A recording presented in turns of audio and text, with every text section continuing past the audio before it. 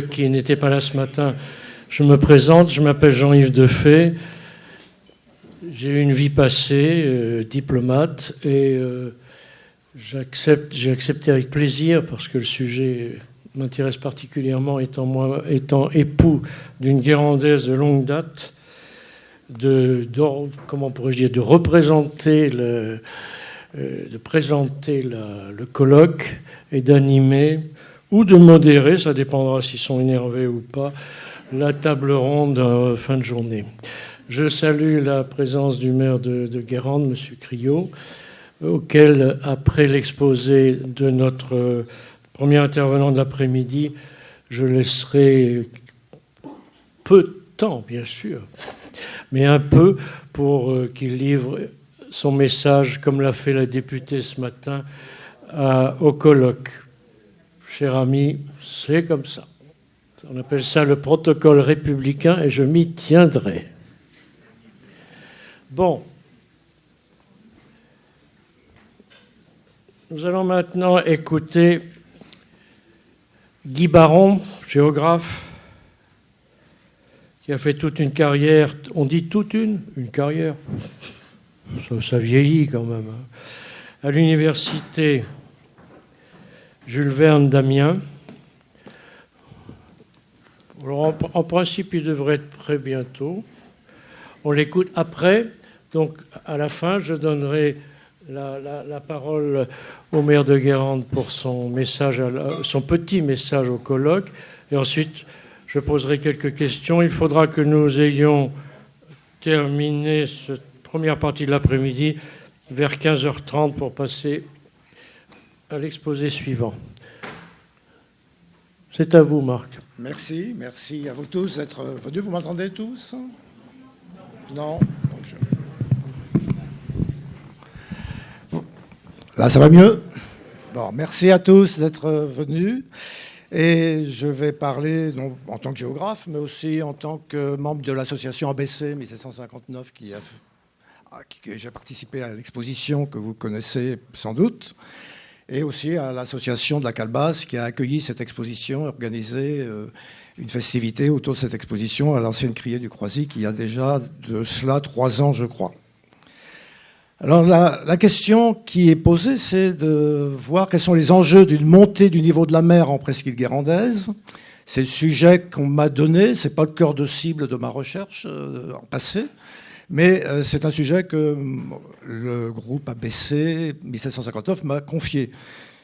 Et je reconnais que ce n'est pas un sujet très facile, puisqu'il faut parler d'enjeux d'une montée du niveau de la mer dont on ne sait pas trop ce qu'il sera, pour un futur dont on ne sait pas dans quelle temporalité il s'inscrit. Donc vous voyez la difficulté. Alors j'espère que vous serez me pardonnerez pour des propos qui seront peut-être un petit peu vagues par rapport à ce que vous attendez sans doute. Je vais commencer par une citation de Bruno Latour, du philosophe, qui parle du futur, car il s'agit bien de se projeter dans le futur. Le futur, c'est se projeter dans ce qui n'est pas encore advenu. Il est par définition l'inconnu, l'imprévisible, ce qui peut relever de la pure contingence. Cette incertitude et cette ignorance de ce qui sera le font craindre et sont source d'inquiétude. La situation actuelle est toute différente. Quelque chose vient vers nous à partir de l'avenir, ce qui nous oblige à concevoir tout autrement le futur aussi bien que le passé. Alors, cette réflexion de Bruno Latour, je crois, encadre bien cette réflexion que je vais avoir avec vous sur ces enjeux de cette presqu'île guérandaise que nous aimons tous. Premier enjeu, c'est que nous sommes sur un territoire où il y a 2 forces qui rentrent en jeu. Une force anthropique, la force des hommes qui y habitent et qui y habitent de plus en plus nombreux, et une force naturelle qui correspond aux tempêtes que nous avons évoquées ce matin, qui ont été évoquées par ce matin, et par aussi une montée du niveau de la mer qu'on a vue ce matin, qui est lente, mais qui est certaine. Alors, l'enjeu anthropique, c'est-à-dire l'enjeu de la pression démographique, est un enjeu essentiel pour comprendre les difficultés qu'on peut avoir face à ces inconnus que sont l'avenir, le futur. Première chose, nous sommes sur une région qui est très densément peuplée. Par rapport à la Loire-Atlantique, on voit que la communauté de communes Cap-Atlantique est plus peuplée, 193,4 habitants par kilomètre carré, que le littoral nord de l'estuaire est plus peuplé, les communes du littoral, j'entends, nord de l'estuaire sont plus peuplées que les communes du littoral sud de l'estuaire, puisque la moyenne INSEE de 2018 est de 483 habitants au kilomètre carré. Et dans ces communes du littoral, au nord de l'estuaire de la Loire, vous avez des communes qui sont particulièrement densément peuplées, le Croisic avec 915 habitants au kilomètre carré, le Pouliguen, la Baule, Piriac, 864 habitants, et puis quelques communes un peu moins densément peuplées, comme Mesquer, qui ont plus d'assises continentales, même si elles sont complètement ouvertes sur la mer. Autrement dit, vous avez là déjà une première force qu'il faut prendre en compte quand on réfléchit sur ce que sont les enjeux, que j'essaierai de définir tout à l'heure. Visuellement, ce qu'on peut voir, c'est effectivement, sur des photos aériennes comme celle-ci, la continuité des constructions sur des presqu'îles comme le Croisic. Très densément peuplé, le Croisic. Pourquoi ? Parce que c'est une presqu'île. Une presqu'île qui a été une île il y a quelques milliers d'années. Très densément peuplé aussi parce que vous avez un espace contraint. Les marais sont présents, marais de Mesquer, marais de Trait du Croisic, marais salants. Je ne parle pas des marais d'eau douce, mais vous avez là un espace contraint, donc une population qui ne peut pour se développer, des communes qui peuvent se développer que sur des espaces encore naturels, comme ici, de Bas-sur-Mer, cette vue est vue du clocher de Bas, le quartier de la Herpe, qui a gagné du terrain sur les marais salants, ce qui est aussi un enjeu parce que les marais salants sont à une altitude très basse et beaucoup de terrain, que ce soit à la Baule, au Croisic, à Bas ou au Pouliguen, ont été gagnés sur les marais salants. Beaucoup de terrains construits, notamment de zones artisanales, on en reparlera plus tard. Alors cette carte, elle n'est pas très, très, très bellement représentée, elle a été faite par l'Université de Nantes, mais elle est mieux sur le document que sur cette représentation. Mais elle représente les densités de l'habitat, et on voit une continuité de l'habitat sur tout le littoral, de Saint-Nazaire, Pornichet, La Baule, Guérande, enfin le pied de Guérande, et jusqu'à Mesquer. Il faut imaginer que nous avons là une démographie qui est une démographie très, très importante, avec des populations. Si on voyait la continuité de l'habitat entre le Croisic et Pornichet, il y a quasiment une continuité, malgré quelques coupures vertes. Vous avez sur cette zone-là plus de 31 000 habitants. 31 000 habitants, c'est comme si vous aviez la ville d'Agen posée sur des presqu'îles, sur un tombolo et sur un cap rocheux. C'est l'équivalent d'une ville comme Agen. Si l'on considère le nombre de résidences secondaires sur ces zones-là, nombre de résidences secondaires, et en plus de la population, ce sont plus de 50% des logements sont des résidences secondaires. Avec parfois quelques records, autour de Mesquer, c'est 60%, Mesquer, c'est 60%, le Croisic, ça tourne à plus de 50%. Vous avez donc là aussi un autre enjeu qui est urbain, qui est l'occupation du sol, qui est densément pris par ces constructions, occupées d'une manière éphémère, d'une manière assez irrégulière par leurs propriétaires.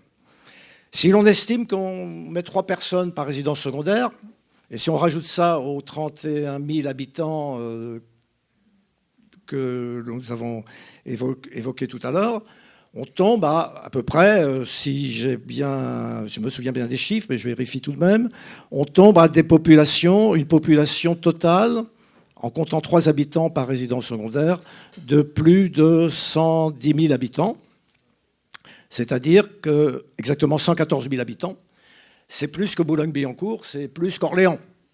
C'est-à-dire l'été, vous avez l'équivalent de la ville d'Orléans sur, je rappelle, des anciennes îles, un tombolo, et sur des côtes qui sont parfois escarpées, qui sont soumises aussi à des érosions. Et donc là, on voit très bien que cette côte, elle est vulnérable, non pas parce que la mer monte, non pas parce qu'il y a des tempêtes, mais elle est vulnérable par cette densité de l'habitat qui fait de cette côte cette densité de l'habitat est un enjeu par rapport à des événements climatiques et à la montée de la mer. L'autre élément qui rentre en ligne de compte, j'ai dit qu'il y avait deux forces qui rentraient en ligne de compte, c'est la force, bien sûr, de la mer, des tempêtes. Bon, je ne reviendrai pas sur les tempêtes. Ce matin, ça a été évoqué d'une manière extrêmement précise, avec l'idée que les tempêtes ne sont pas si nombreuses que ça par rapport au passé. Mais il n'y a pas d'augmentation du nombre de tempêtes. C'est la leçon qu'on a retirée de ce matin.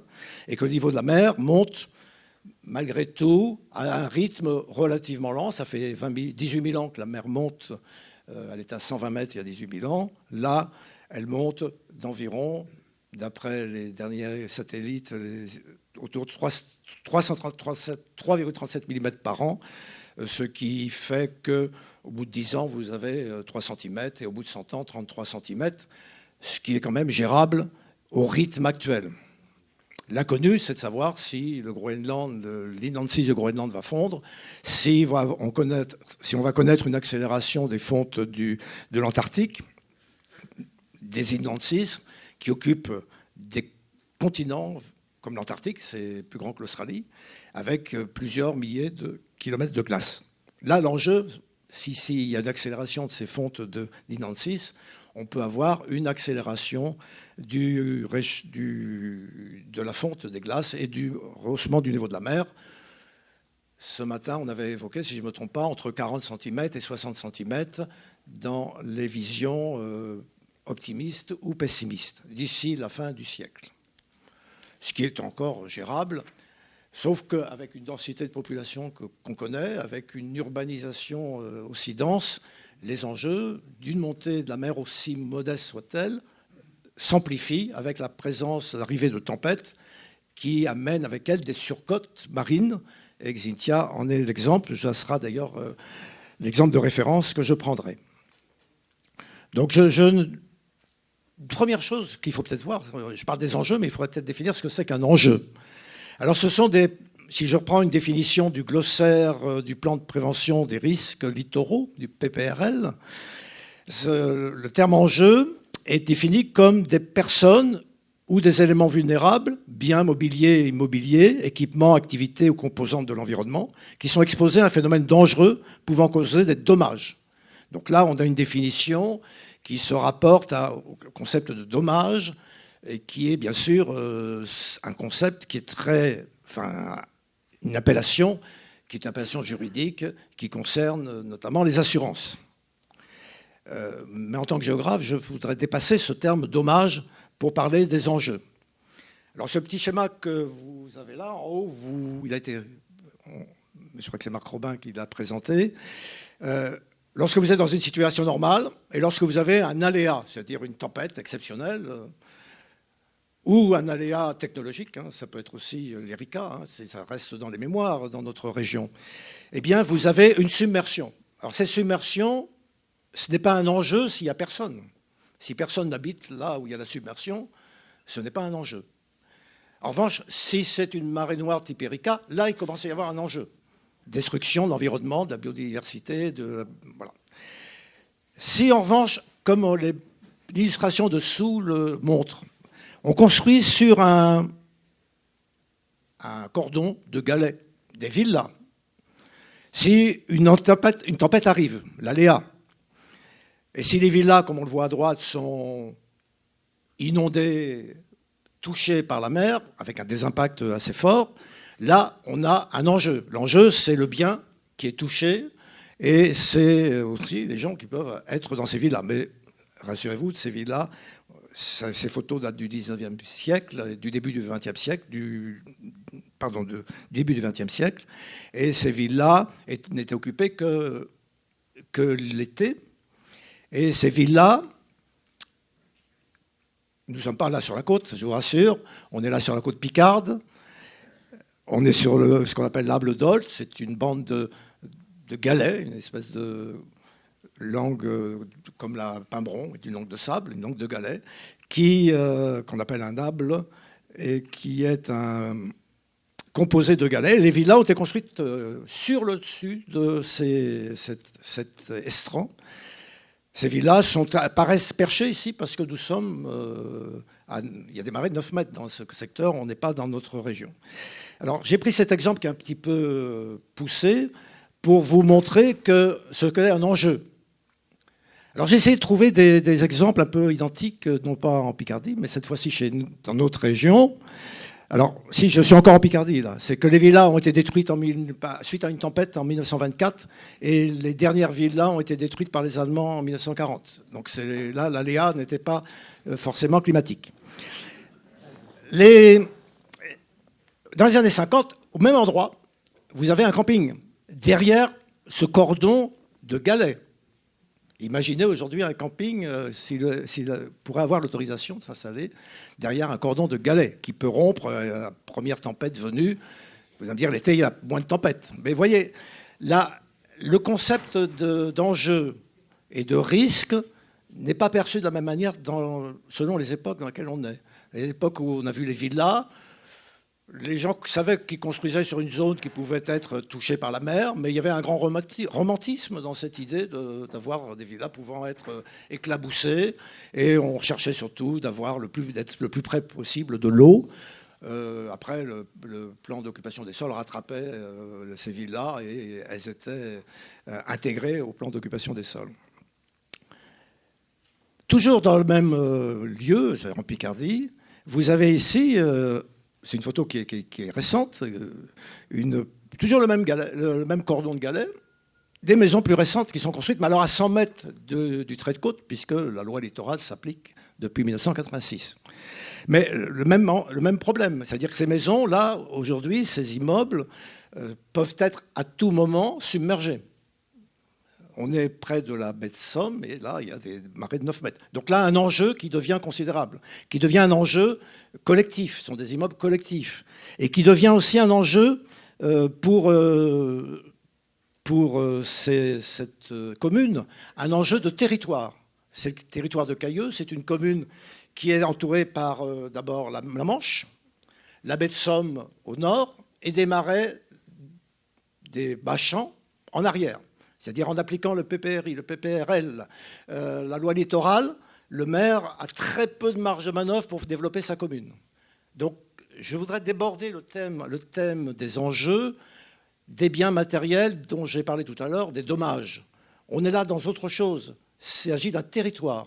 L'enjeu, c'est la survie du territoire. Alors, je n'ai pas le temps de parler de ce territoire-là, mais il y a des plans d'aménagement avec beaucoup de résilience qui sont en cours et qui pourrait être un modèle. Sauf que, vous voyez toutes ces photographies, il n'y a pas la densité de maisons qu'on a sur cette côte comme on a sur la nôtre. Alors j'ai voulu comparer avec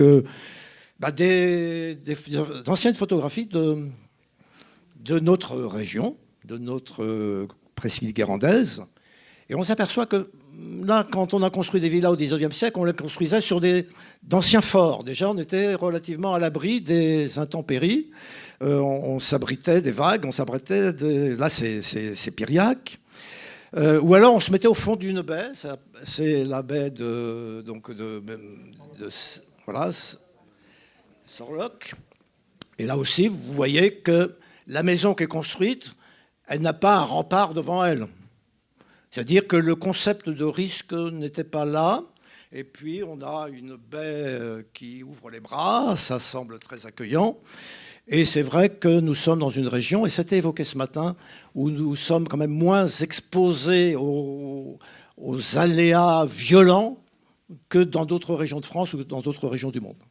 Donc là, on a quand même une aménité de la région qui permet d'atténuer un petit peu le discours qu'on peut avoir sur les risques, même si aujourd'hui, sur cette plage, les murs sont renforcés et il y a beaucoup de travaux qui ont été faits. Je reviens en Picardie. Là, on est sur des digues qui délimitent des bas-champs. Là-bas, on appelle ça des renclôtures. Et sur les bas-champs, bien, on met des moutons, ce sont des présalés, parfois on fait un petit peu de culture. Il arrive que ces digues se rompent suite à des événements climatiques un peu exceptionnels, mais l'enjeu n'est pas terrible. C'est-à-dire que là, les moutons partent ailleurs. Et on les enlève avant, bien sûr, qu'ils soient noyés. Il n'y a pas d'enjeu parce qu'il n'y a pas de construction, parce qu'il n'y a pas... Voilà, on est sur des terrains qui peuvent même être regagnés par la mer. C'est-à-dire qu'aussi, il y a aussi, face à la remontée de la mer, on peut aussi faire reculer. Ça peut être aussi une façon de jouer avec cette remontée des eaux. Mais encore faut-il avoir de l'espace, de la place pour reculer. Si je prends les digues des marais salants, on est dans une autre problématique. Lorsque les digues se sont rompues sous Xynthia, avec la pression de l'eau, la pression des vagues, la surcote, lorsque ces digues ont été submergées, d'abord ce ne sont pas des digues, ce sont des perrés. Donc c'est plus fragile qu'une digue. C'est de la terre, de l'argile, confortée par des pieux, et puis des pierres qui sont face aux traits et face à la mer, et qui empêchent la dégradation extérieure. Mais lorsque vous avez une submersion, c'est vrai que l'eau, en repartant, elle sape ces digues par l'arrière et vous avez des phénomènes de destruction de digues. Enfin, je parle de digues, de levées. Et là, l'enjeu est différent de ce qu'on a vu en baie de Somme. C'est que derrière, il y a des gens qui travaillent, des gens qui ont modelé un paysage. Il y a des producteurs de sel. Il y a un patrimoine historique. Et il y a un patrimoine également en termes de biodiversité. Et donc la destruction d'une digue comme celle des marais salants n'a pas le même impact sur le fonctionnement du territoire que là, une digue, une renclôture en baie de Somme, même si le paysan à qui ça arrive n'est pas forcément content. Et beaucoup de maisons sont aujourd'hui construites, enfin quelques maisons sont construites aujourd'hui à l'abri des digues des marais salants. C'est le cas à Bas, on a vu tout à l'heure le lotissement. Eh bien, ces maisons sont construites, c'est le village de la Herbe qui a été inondé lors de l'inondation de Xynthia. Mais elles ont été inondées parce qu'elles sont uniquement protégées par la digue des marais salants. Et cette digue, elle a cédé en 15 points, je crois, à cet endroit-là. Alors, l'autre définition, pour affiner un petit peu la définition d'enjeu, je voudrais parler de résilience, parce qu'on peut accepter, finalement, le risque. On peut s'adapter au risque. Et dans le cas de Cailleux, de l'aménagement de Cailleux, c'est donc cette commune qui se trouve en Picardie, sur le Hable d'Olt, c'est le cas. C'est-à-dire que là, l'aménagement joue avec le risque. On prend le risque de laisser la mer rentrer de temps en temps dans la ville, sauf l'été. Donc on pourrait reparler de cela plus longuement. Alors là, il y a une définition qui me semble le Centre d'études et d'expertise sur les risques, l'environnement, la mobilité et l'aménagement a fait une très jolie définition, je pense, sur laquelle on pourrait réfléchir, notamment pour les marais salants. Appliqué aux sociétés humaines, un peuplement est résilient s'il sait ou peut trouver les capacités nécessaires pour son adaptation face à des aléas qui le menacent. L'enjeu est de maintenir un niveau de fonctionnement grâce aux capacités et à la souplesse du système permettant sa persistance. Pour les marais salants, l'enjeu serait peut-être, bien sûr, qu'ils ne soient pas inondés, détruits par des crues violentes, mais qu'on accepte que de temps en temps, il y ait des ruptures de digues et qu'il y ait un accompagnement des paludiers pour qu'ils reconstruisent ces digues. Ce matin, on a vu que depuis le Moyen-Âge, c'est ce qui se passe. Et donc, si l'enjeu climatique qui rencontre l'aléa climatique n'est pas si violent que cela, si l'aléa de la remontée de l'eau est relativement lente, eh bien, il y a la résilience peut-être aussi une solution. Un des enjeux pour les territoires, et là c'est un problème d'aménagement du territoire, car pour moi l'enjeu c'est un problème d'aménagement du territoire. Ce ne sont pas des biens marchands, ce ne sont pas seulement des dommages, ce sont des dommages, mais aussi ici un problème d'aménagement du territoire. Un des enjeux pour les territoires est d'articuler une résilience liée à la survenue d'événements brutaux, comme des inondations, qui sont très localement identifiés, et une résilience globale liée à des phénomènes lents, c'est le cas de la remontée de la mer, 3,4 mm par an, ça ne se voit pas. Mais au bout de 10 ans, c'est un impact. Au bout de 100 ans, c'est un impact. Et la résilience globale liée à des phénomènes lents, à une grande échelle, et à grande échelle, c'est-à-dire à l'échelle des changements climatiques, de la montée du niveau de la mer, à une échelle donc plus large. Donc là, on est dans la problématique territoriale. Sortir de cette vision qu'on peut avoir des dégâts sur des biens. Ces dégâts sur des biens peuvent engendrer un dérèglement du système territorial de fonctionnement humain du territoire. Et puis partir aussi sur l'idée que nous sommes dans des échelles emboîtées. Ce qui se passe au pôle sud nous concerne tout autant que ce qui se passe au Groenland. Et ce qui se passe du côté de Madère, ça nous concerne aussi. Je pense à Xintia, qui est venu de ce secteur-là. C'est-à-dire que nous sommes dans des espaces complètement multiscalaires, en quelque sorte. Et cette conception-là, il faut aussi, je pense, l'avoir en tête. Alors Xintia, c'est l'élément fondateur. C'est vraiment la tempête. Alors, ce matin, ça a bien été démontré. Ce n'est pas une tempête extraordinaire. Il y a eu plus fort comme vent. Il y a eu Lothar, il y a eu Martine en 1999. Mais c'est une tempête où il y a eu une convergence de problèmes donc, qui ont été évoqués ce matin. Là, c'est le quai du Croisic, photographié, une photo qui a beaucoup circulé, qui a été photographiée par un photographe là, qui est professionnel, qui habitait au-dessus du quai. On voit d'ailleurs que ce n'est pas une vague, on ne voit pas de mouvement de mer. Là, la mer est bien calme. Alors, les quais du Croisic sont inondés. L'autre jour, je discutais avec quelqu'un dont les grands-parents avaient un magasin. Là. Il disait, bah oui, mais dans les années 50, parfois l'eau arrivait sur le quai, on ouvrait la porte de devant, on mettait tout sur des tréteaux, et on ouvrait la porte de derrière pour que l'eau passe vite. Ça veut dire que derrière ces événements-là, il faut aussi peut-être avoir la mémoire qui permet de relativiser les événements. Alors, peut-être que à l'époque des années 50, les quais du Croisic étaient légèrement moins hauts, c'était légèrement affaissé. Ils ont été refaits à l'identique de ce qu'ils étaient du temps du duc d'Aiguillon, il y a peu de temps. Mais il est possible que les quais étaient un peu plus affaissés. Donc attention, ce n'est pas forcément le niveau de l'eau qui était aussi élevé qu'à Xintia, c'était peut-être aussi les quais qui étaient plus bas. Il faut aussi être très prudent par rapport à ce qu'on dit. Mais ce sont des événements qui sont connus. Moi, j'avais un grand-père qui vivait au Croisic à la fin du XIXe siècle. Quand il racontait ça, il n'était pas tout jeune. Il disait, bah oui, quand j'étais peu jeune, je prenais des bottes pour aller sur le quai. Donc, la mémoire des gens, c'est très important pour essayer d'aménager un territoire et surtout pour relativiser ce qui se passe. J'avais la chance, ou la malchance, je ne sais pas, d'être en vacances le jour où Xintia est arrivé. Et j'étais avec mon fils, qui était à l'époque un jeune, et on était sur la plage de Valentin, entre le bas et le Croisic. Et ça, c'est le jour d'avant Xintia, comme au cinéma, le jour d'avant. Regardez le beau ciel bleu. Il n'y a aucun vent. Pas de vent. Il n'y avait pas de vent. Alors vous allez me dire, mais c'était le jour d'avant, c'était le 17 février. Où était Xintia à ce moment-là? Xintia était... la photo a été prise vers 4 heures de l'après-midi. Xintia devait être sur la Corogne, sur la pointe de l'Espagne, sur le Finistère espagnol. Vous voyez que Xintia vient de Madère, vient de cette zone-là. C'est quand je parlais tout à l'heure d'espace emboîté, nous sommes là bien là, dans un espace qui nous concerne aussi. Donc Xintia devait être au niveau de l'Espagne, devait aborder le golfe de Gascogne. Alors, j'ai repris des photos parce qu'il y avait quand même quelque chose d'assez étonnant. On nous avait annoncé une tempête, le ciel était bleu, et regardez les enfants, ils étaient en maillot de bain, le 17 février. Il faisait bon, pas de vent, mais regardez l'état de la mer.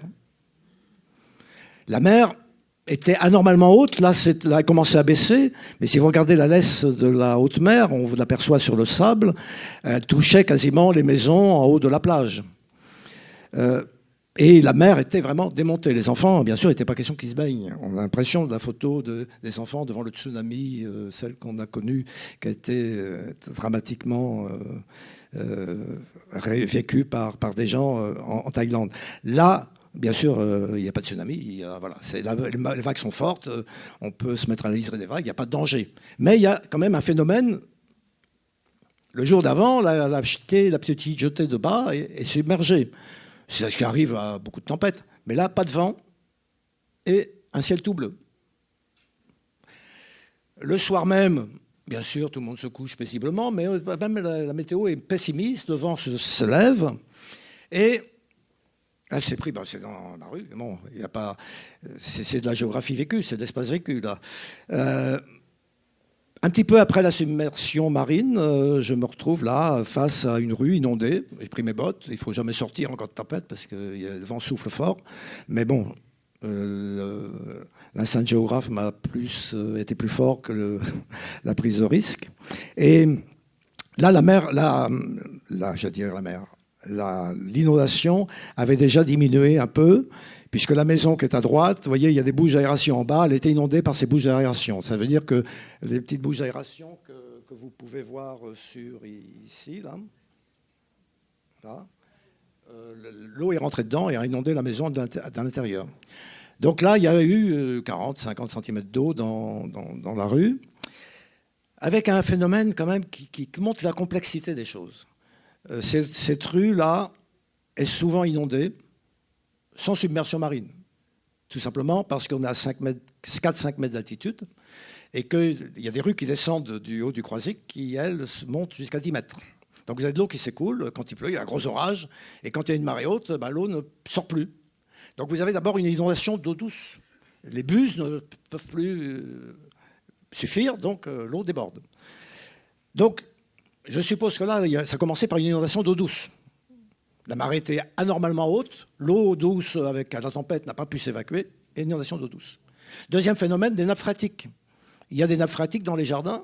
Les nappes phréatiques, elles débordent parfois l'hiver, on voit, elles sont au ras de la terre, puisque les jardins sont à 4,75 m et que la mer a une marée de 102 au Croisic, c'est 2,88 m. Bon, vous voyez, donc une marée de 115, c'est presque au niveau topographique des jardins. La mer est droit devant, 100 mètres devant. Et la question des nappes phréatiques est aussi un problème. C'est-à-dire que la submersion marine, c'est une chose, mais il y a aussi le problème de la gestion de l'écoulement des eaux douces et la gestion des nappes phréatiques. Autrement dit, on est là dans des problèmes très complexes. Ce n'est pas seulement la mer qui est arrivée. La mer est arrivée très rapidement, mais avec une pellicule d'eau de quelques décimètres, c'est tout. Mais par-dessus, une eau qui était déjà présente. Et puis dans les nappes phréatiques, il est possible que la mer se soit infiltrée dessous, en biseau, la densité de l'eau de mer étant plus forte que la densité d'eau douce. Mais ça, il n'y a pas eu d'études de fait, donc je ne peux pas vous le dire si ça se passe vraiment comme ça, mais le constat, c'est que le nappe phréatique... Voilà, donc quelques photographies qui vous montrent que la mer, l'inondation était bien là, et qu'il y avait bien eu une submersion marine, mais ça, je ne peux pas vous la prouver, parce que je pourrais vous mettre la même photographie avec une inondation d'eau douce, on la possède d'ailleurs. Des voisins possèdent des photos de ce type-là. Le jour d'après, comme au cinéma, eh bien, les jardins restent inondés, les nappes phréatiques n'absorbent plus l'eau, mais l'eau est partie dans les rues, l'eau est basse, l'eau est repartie. Les jardins sont inondés. Vous voyez, le bateau, là, c'est le seul objet du jardin qui n'a pas été mouillé. Et voilà. Alors, pourquoi ces jardins sont inondés? Parce que nous sommes à 2,40 m du niveau de la mer. 2,40 m NGF, c'est-à-dire de la hauteur topographique, c'est l'altitude. Les jardins sont à 2,40 m, 2,30 m. Et sous la terre, vous avez des nappes phréatiques qui sont à 2 mètres, 2,20 m. Sachant qu'au Croisic, la mer monte à 2,88 m pour une marée normale de 102. 2,88 m, j'entends, niveau NGF.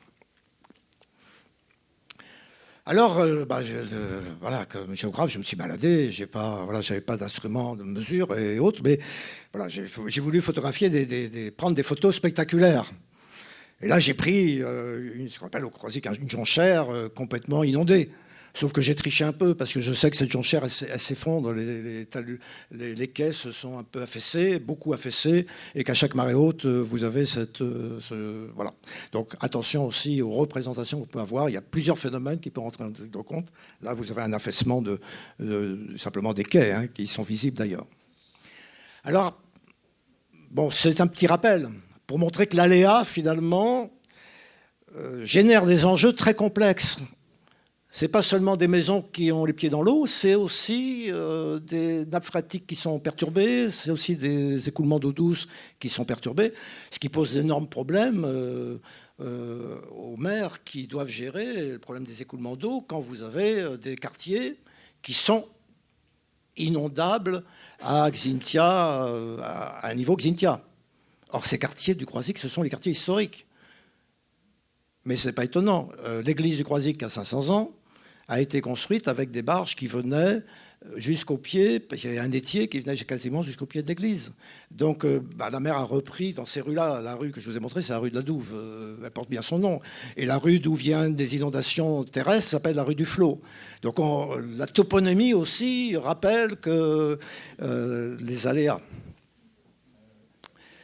Alors depuis ce temps-là, il y a une prise de conscience qui existait avant, mais qui a été normée par cet événement Xintia. On existait déjà un plan de prévention des risques naturels en 1995, mais Xintia a, je dirais, structuré dans les plans d'organisation des communes, dans les PLU, a structuré l'urbanisme avec, ici on le voit, pour la presqu'île guérandaise, des plans de prévention des risques littoraux qui sont regroupés en deux ensembles. Un ensemble qui est autour de la baie de Pont-Mahé, des marais de Mesquer, et puis un ensemble autour du trait du Croisic, des marais salants, et qui va jusqu'à l'estuaire de la Loire. Ces deux zones qui ont été mises en place s'appuient sur des logiques hydrosédimentaires qui ont une certaine cohérence, sachant que le trait de Mesquer fonctionne d'une manière autonome, le trait du Croisic aussi, et puis que vous avez pour Mesquer une proximité de la Vilaine qui n'est pas sans influencer la sédimentation et les niveaux de l'eau. Et pour tout ce qui concerne la partie sud, PPRL, Presqu'île de Guérande, vous avez aussi une solidarité, je dirais, maritime avec la Loire. Et en termes d'aléas, il faut prendre aussi cela en compte. Alors, il y a quelque chose, bien sûr, qui s'est développé aussi avec toutes ces mesures administratives pour essayer de protéger les biens, les personnes et trouver des solutions techniques pour les protéger. C'est l'inflation des sigles. Et là, j'en dis quelques mots parce que je pense qu'il y a là un problème démocratique par rapport aux habitants qui ne sont pas au courant de ces sigles, qui ne savent pas ce que ça recouvre, et à qui on demande d'aller dans les mairies pour voir si telle ou telle mesure est acceptable ou pas. Cette inflation des sigles met à distance un petit peu la population avec les cadres administratifs. Parfois même les cadres administratifs se mettent un peu à distance avec les politiques qui, eux, ne sont pas forcément non plus, quand ils prennent leurs fonctions, au courant de cela. C'est simplement une petite remarque. Excusez-moi, vous pouvez traduire le cycle, je ne sais pas si tout le monde le sait, mais pour le plus, le papy... Plan d'action et de prévision des inondations. Vous voyez, je m'y perds déjà. Voilà.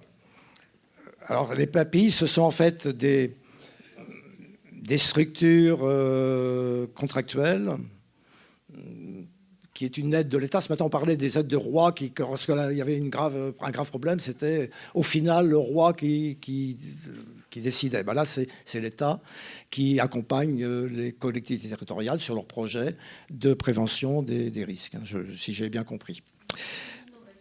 Voilà. Et puis, chaque habitant des zones inondées a reçu, bien sûr, un livret pour prendre un certain nombre de mesures contre... Mais je ne vais pas rentrer dans l'aspect administratif, ce n'est pas mon domaine.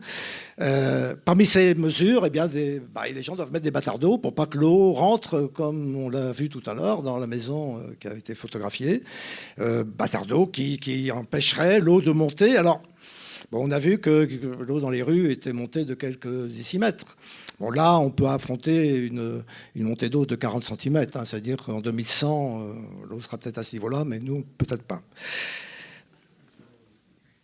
Voilà, donc des mesures sont prises dans tous les quartiers où Xynthia a été classée en rouge notamment, avec des mesures, obligation d'avoir un étage accessible, obligation, c'est-à-dire le traumatisme de la faute sur mer s'est répercuté dans toutes ces mesures, alors que la faute sur mer, c'est une digue qui s'est effondrée, et derrière, c'est comme nos campeurs tout à l'heure, notre camping était sous la digue, et les maisons n'avaient qu'un étage, et puis que les volets électriques ne fonctionnent pas quand il y a une crue. Et que voilà, c'est comme ça que les gens se sont fait piéger. Donc là, toutes les mesures sont prises comme si on avait été à la faute sur mer. Alors, il y a aussi un autre enjeu, c'est la crédibilité des mesures qui sont prises. Elles sont très importantes. Je ne les critique pas, elles sont très importantes. Mais parfois, elles sont un peu démesurées par rapport à ce qu'ont vécu les gens. Mais ça, c'est le citoyen qui parle, ce n'est pas le géographe. Le géographe, il approuve ces mesures. Alors, des cartes ont été faites, des cartes à partir des cartes topographiques. Là, vous avez, par exemple, tout ce qui est en bleu, ce sont les zones qui ont été inondées par Xynthia. Vous voyez que, alors ça, je m'excuse pour les gens qui viennent de Mesquer, j'avais cette carte sous la main. Et c'est à partir de ces cartes topographiques, on a essayé de faire des cartes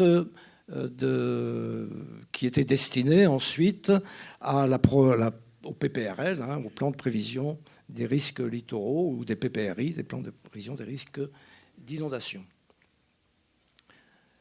Voilà, par exemple, à droite, la carte de droite, ce qui est en violet, reprend exactement là où était l'eau donc à un moment de Xynthia. Les photographies que vous avez vues tout à l'heure venaient de ce quartier-ci. Voilà. Vous voyez, les quais sont recouverts.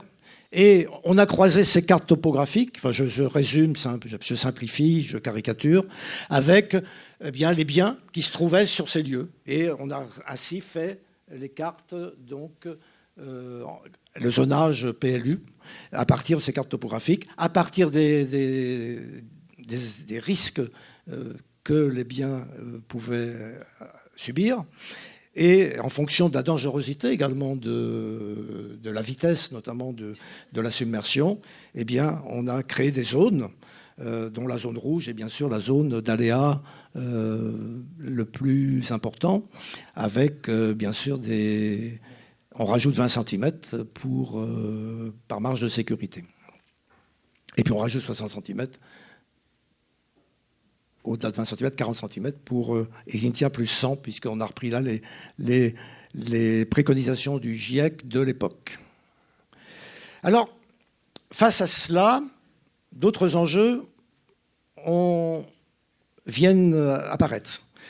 Là, nous sommes sur l'étier du Pouliguen, on en a parlé ce matin.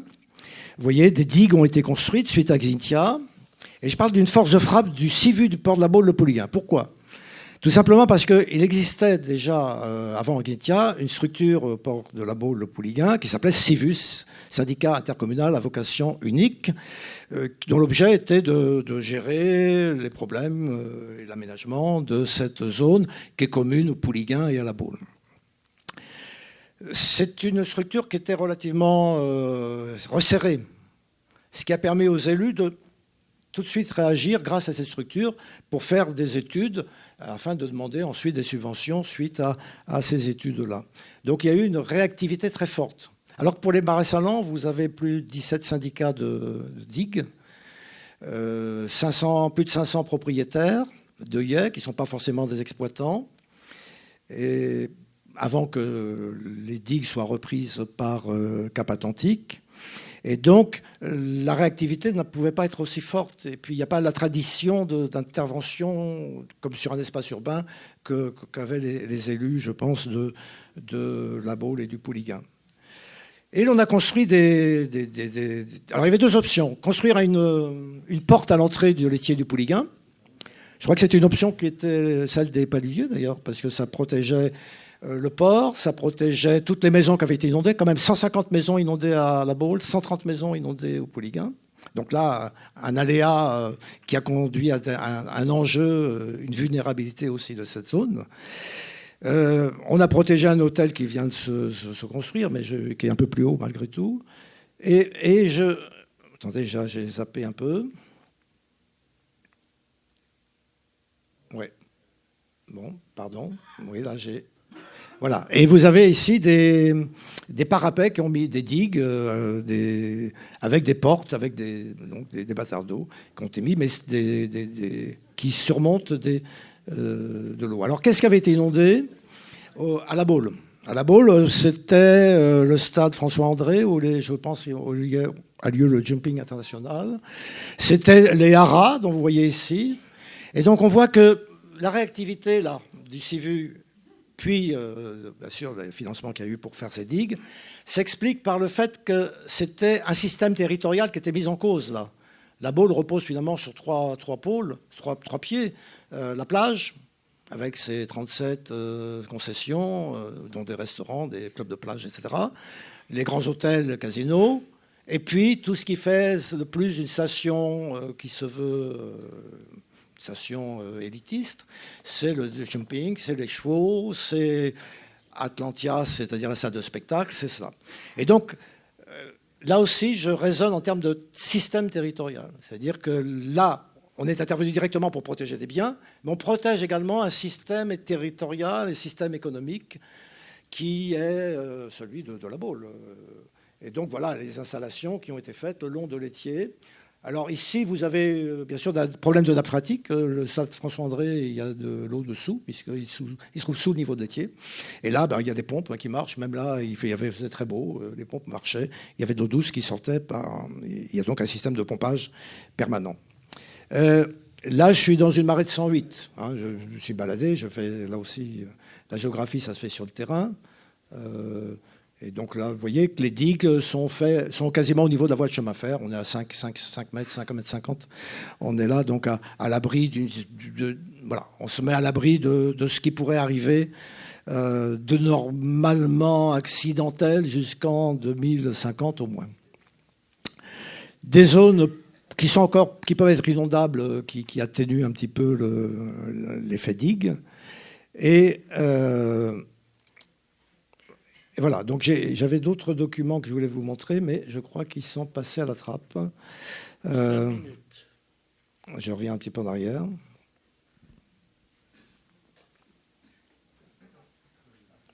Non, là. Non, bon, il y a une déperdition en route, excusez-moi.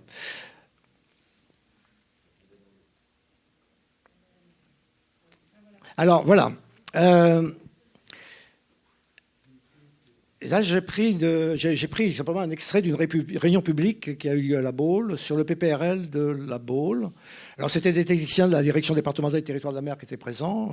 C'est jamais facile pour les techniciens d'être face à un public qui pose des questions, parfois compliquées. Et là, la question, c'était de répondre à savoir quelle opportunité il y avait de réaliser ces travaux de renforcement. Alors, on répond que ça dépend du montant des dommages évités. Donc là, il y a un outil de calcul coût-bénéfice. Ce travail d'analyse coût-bénéfice a d'ailleurs été mené sur l'étier du Pouliguen et a permis de conclure à la pertinence économique des travaux de renforcement et de rehausse des digues et berges au vu des dommages évités sur les habitations. 150 habitations, un palais de congrès, enfin bref, beaucoup de biens, voilà, qu'on peut évaluer. Donc là, on parle de dommages. On ne parle pas de système territorial, c'est moi, c'est le géographe qui parle de système territorial.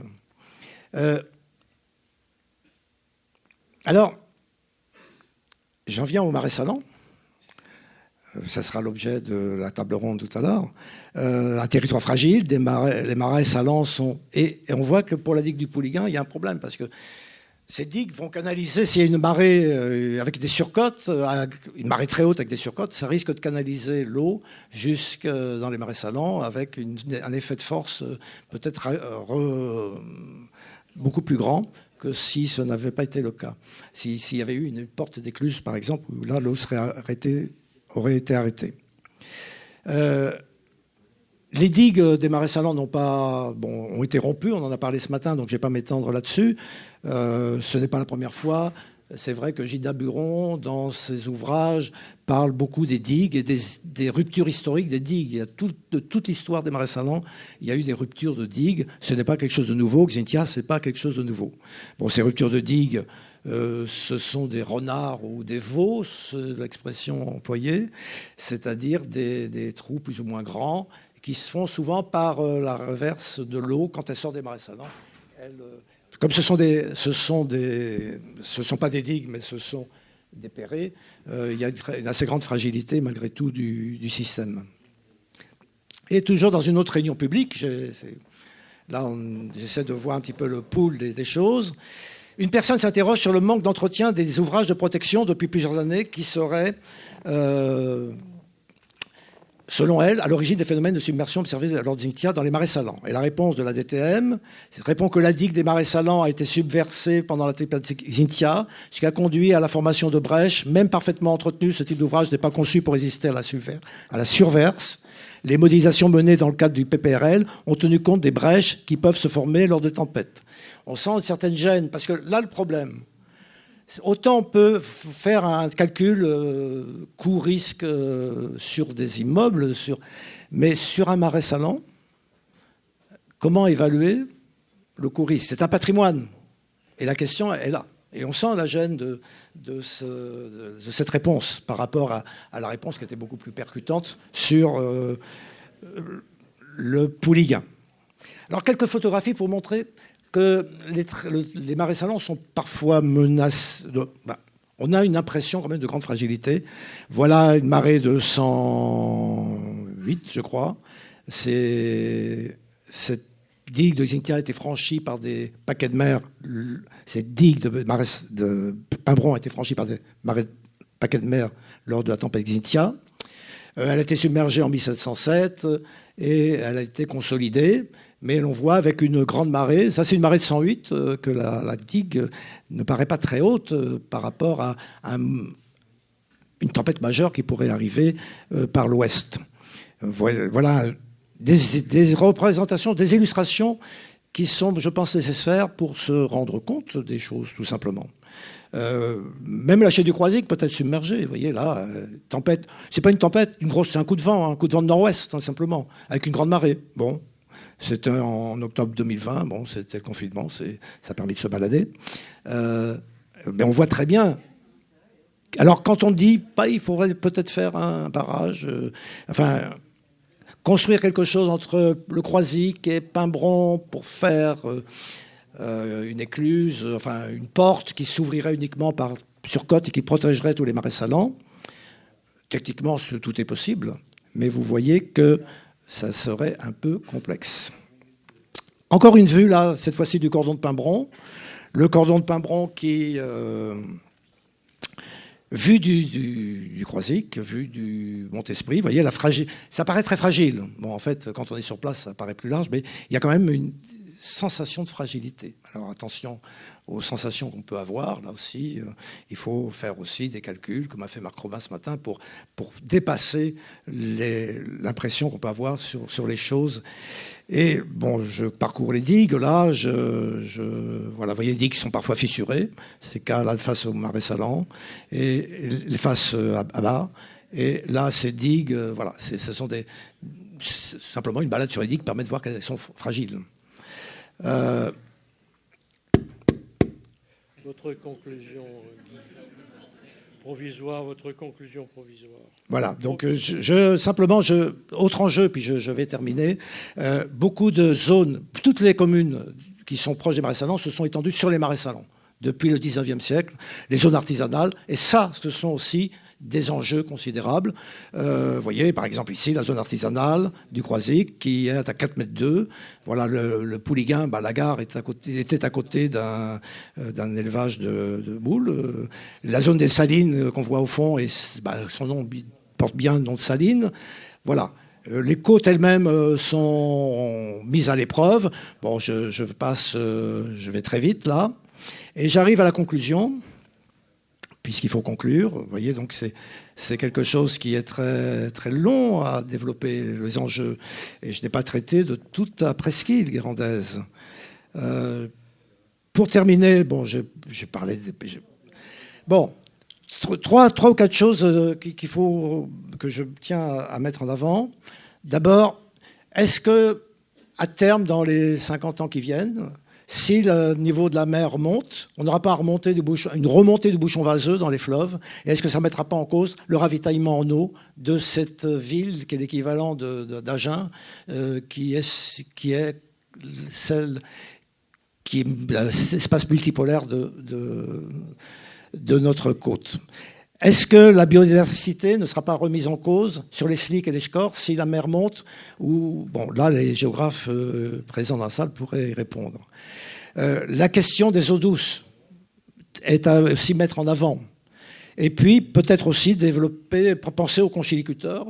Il n'y a pas que les palidiers, c'est les conchiliculteurs qui peuvent être impactés par la remontée des eaux. Je ne sais pas de quelle manière, mais il faut éviter de les y oublier. Autre chose également, l'enjeu sur les territoires. Et là, c'est un petit peu l'axe de ma présentation.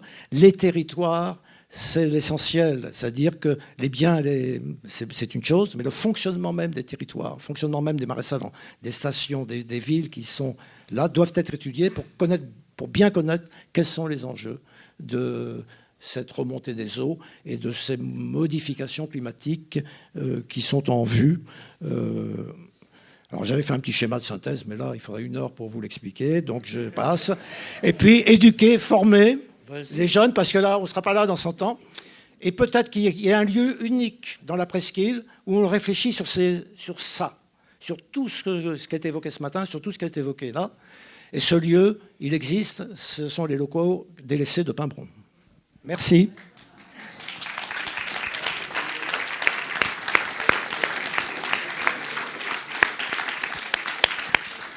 Excusez-moi d'avoir été un peu long, mais... Non, merci Guy, c'était pas long du tout. Et très captivant. Donc, avant on va dire un quart d'heure à peu près, de donner la parole aux questions, si je peux dire ça, je voudrais passer la parole au maire de Guérande pour qu'il veuille bien nous donner un bref message à l'attention du colloque, puisqu'il ne peut pas venir à la table ronde de ce soir, de tout à l'heure. Merci. Alors dites-moi de combien de temps je dispose? Très peu. Très peu, parfait. Si vous voulez... Après ça, ce sera fini. Très bien. Si vous voulez bien, je vais convier à me rejoindre 2 de mes collègues maires qui sont présents à ce colloque, qui sont M. Norbert Samama, maire du Pouliguen, donc vice-président à Cap-Atlantique. Je salue le maire du Pouliguen, voilà, dont je ne savais pas la présence. Donc, et Madame Chassé, maire d'Herbignac. Et Madame la maire, le maire, la mairesse, je ne sais pas. C'est Madame le la maire choix de tout le monde. Voilà. D'Herbignac, parfait. Voilà. Donc je vais m'exprimer alors en tant que maire de Guérande, qui vous accueillons ici à Athanor, mais aussi en tant que président de Cap-Atlantique, avec donc mes 2 vice-présidents. Monsieur Norbert Samama, qui est en charge de l'aménagement du territoire du foncier sur Cap-Atlantique, donc qui fait écho à votre présentation, et Madame Chassel-Christé, qui est en charge des économies primaires, dont l'agriculture, la saliculture, conchiliculture, et également de la biodiversité. Alors déjà remercier vos 2 associations d'avoir organisé cet événement. C'est important et je vois au nombre de participants l'engouement et l'intérêt qui est porté sur ces sujets primordiaux.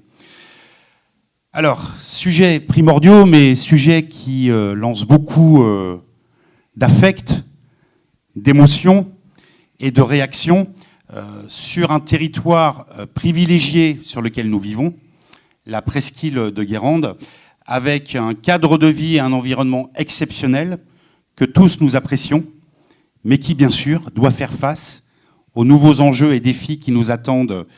Alors, un horizon plus ou moins loin, mais je dirais plus proche que loin, sur les défis que nous allons devoir relever pour préserver ce qui peut l'être et pour débattre ensemble Cap Atlantique avec l'ensemble des services. Alors vous l'avez vu, vous avez souligné le nombre d'acronymes. Le PPRL, le PAPI, bon. J'ai une tous. préférence pour le PAPI. Vous avez une préférence pour le PAPI. Alors je vous l'accorde. Mais ce que vous avez illustré dans vos propos, c'est que tous ces acronymes, ces termes, vous paraissent, vous, citoyens, très très loin, incompréhensibles, et nous renvoie le millefeuille administratif de l'État sur tous les dispositifs qui sont mis en place. Donc à nous aussi, c'est notre rôle élu avec la présidence de Cap Atlantique et un fort renouvellement de mes collègues en juillet 2020, d'avoir aussi, avec les acteurs, avec vous et les associations, une démarche de pédagogie pour avoir un discours simple, compréhensible de tous, parce que ces enjeux-là concernent chacun d'entre nous. Alors aujourd'hui, on nous demande de prévoir l'avenir. On sait expliquer, on sait avoir un regard sur ce qui s'est passé sur les décennies et siècles précédents. On voit quand même que l'homme, dans son action, a pu créer des situations sur lesquelles aujourd'hui on doit apporter alors des réponses. Alors la réponse, elle peut paraître simple, mais elle est d'une complexité totale. Parce qu'il y a ce que les lois et la réglementation nous imposent à faire. Alors le PAPI, le plan d'action et des préventions des inondations, la communauté d'agglomération a porté le premier PAPI qui avait pour objectif de protéger les biens et les personnes. Je ne vais pas revenir, vous l'avez fortement illustré avec l'Étier du Pouliguen. Et là aussi, avec les services de l'État, nous nous lançons dans 2 ans d'études qui vont se dérouler de 2022 à 2024 pour écrire le plan d'action et de prévention inondation numéro 2 et qui, lui, va être fléché spécifiquement sur l'atout et l'identité de notre territoire, qui sont les marais salants. Donc marais salants de Basse-sur-Mer, Guérande, la Turballe, dans une moindre mesure, mais qui vont être intégrés aussi le bassin du Metz, avec une vision globale sur le territoire des impacts et des solutions qu'on va devoir trouver. Alors d'abord, elles sont réglementaires, ensuite elles sont techniques, et troisièmement, elles sont financières. Donc là, aujourd'hui, l'observation, c'est de comprendre le phénomène, c'est de se projeter sur quelque chose de très difficilement prévisible, mais à un moment aussi, c'est de caler et de savoir quel est le rôle que chacune des collectivités va porter. Je pense en premier lieu, bien sûr, la commune, qui, elle, a ce retour et ce contact direct avec le citoyen. On a parlé de la gestion du trait de côte, la loi littorale, donc qui laisse une bande de 100 mètres inconstructible, mais on doit prendre aussi ce qui a été urbanisé avant cette loi et qui aujourd'hui est soumis à des risques forts de disparition du bien. Donc on a lancé, et Cap Atlantique le porte avec notre voisin la Carène, donc la communauté d'agglomération de Saint-Nazaire. Elle a répondu à un appel à manifestation d'intérêt avec le CEREMA pour mener des expérimentations et un travail sur la gestion du trait de côte. Et vous l'avez beaucoup souligné dans votre présentation, qui concerne tout d'abord la ville du Croisic. Donc ces enjeux sont forts. Nous sommes mobilisés acteurs parce que, autant si à un moment c'était un sujet qui était, on va dire, politique, aujourd'hui il ne l'est plus. La prise de conscience est telle que le choix, c'est d'être dans l'opérationnel et dans l'action. Mais pour ceci, il faut réunir l'ensemble des forces et des acteurs pour porter le projet et définir la stratégie. Alors, dans les 30, 50, 100 ans, à nous de voir et à nous de poser le cadre. En tous les cas, un grand merci. Et j'ai le droit de les laisser parler? Non. Bah, Monsieur Samama est très bavard. Ah non, mais on va l'avoir tout à l'heure. Oui, vous allez l'avoir tout à l'heure. Ça veut pas dire qu'il ne peut pas dire bonjour. Non. Mais bon. Mais ce que je veux dire, c'est que aussi sur notre territoire, l'océan, c'est ce qui fait notre attractivité, parce que nos villes sont des stations balnéaires, donc c'est le loisir. Il y a également l'activité de pêche. Il y a, donc on en a parlé de la conchiliculture, donc la mer qui divertit, la mer qui nourrit. Et il y a aussi la qualité, vous avez fait le lien, de nos systèmes d'eau potable, d'assainissement. et qui, là, sont de la responsabilité de nous, collectivités publiques Cap-Atlantique, de vous apporter l'ensemble de ces services et la qualité qui est attendue. Voilà, donc je vais laisser quelques mots à Norbert Samama. Merci.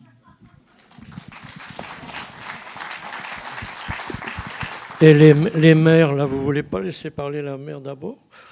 Mais avec grand plaisir. Un cheval, une Avec grand alouette. plaisir. Un cheval, Au contraire. une alouette. Je plaisante. Vous me connaissez pas, je vous connais pas. Non, essayez, voilà, je vous connais maintenant. Moi, je vais faire très simple. Et je vous rassure, hein, quand je suis arrivée, voilà, PPRL, papy, etc. Et pourtant, j'ai une formation de géographe. Voilà, à l'université de Nantes aussi. C'était un mystère au départ. Alors, je vais dire des choses, moi, très concrètes, sans tous ces sigles, voilà. C'est que je crois que les marais salants, c'est un élément fort de l'identité du territoire. Et on peut entendre vos craintes, vos inquiétudes par rapport à cet avenir. Et je crois que le projet de territoire de Cap-Atlantique l'a bien compris, tout ça, on a travaillé ensemble, et que ça fait vraiment partie du projet de territoire aujourd'hui. Voilà, c'est bien inscrit, et on a compris que c'était un enjeu fort sur cet élément d'identité, c'est vraiment ce que je défends, et à l'identité rurale, mais aussi voilà, maritime de notre territoire.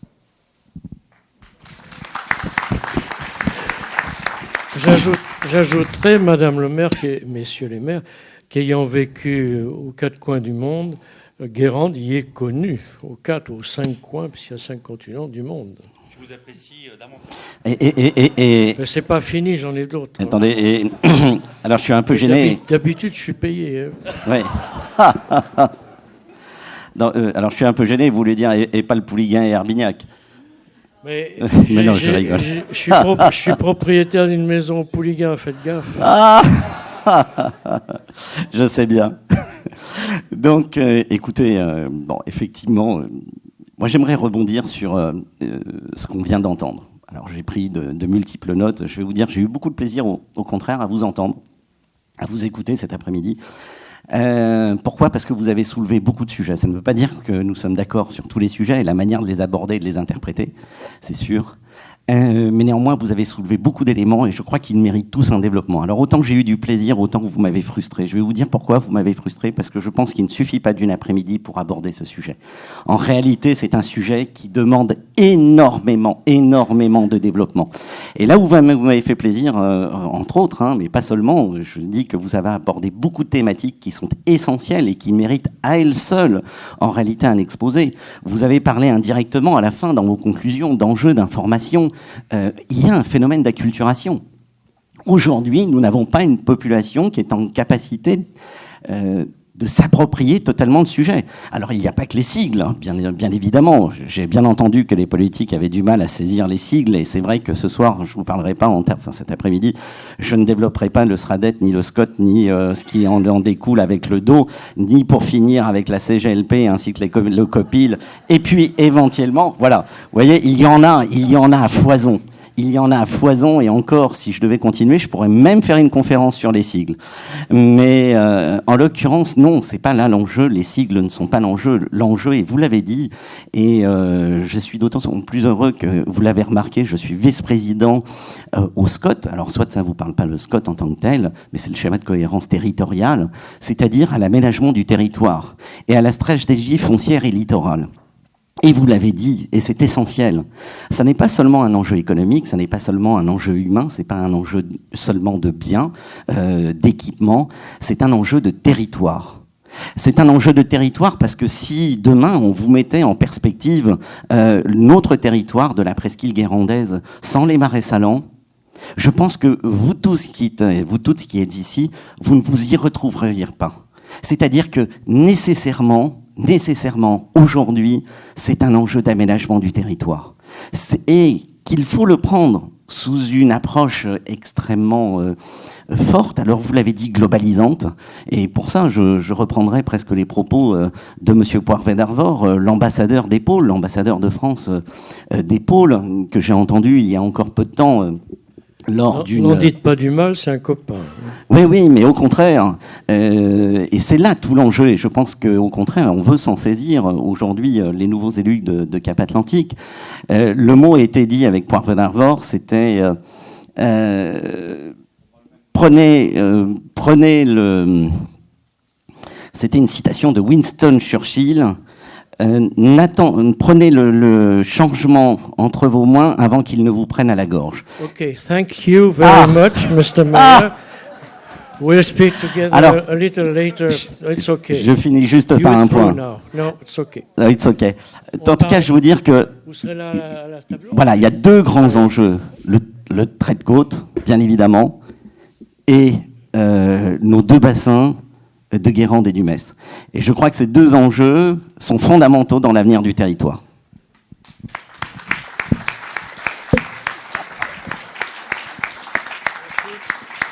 Merci. Merci. Merci, madame et messieurs les élus. Quand même, par gentillesse, il va falloir qu'on s'est emmerdé. Peut-être une question.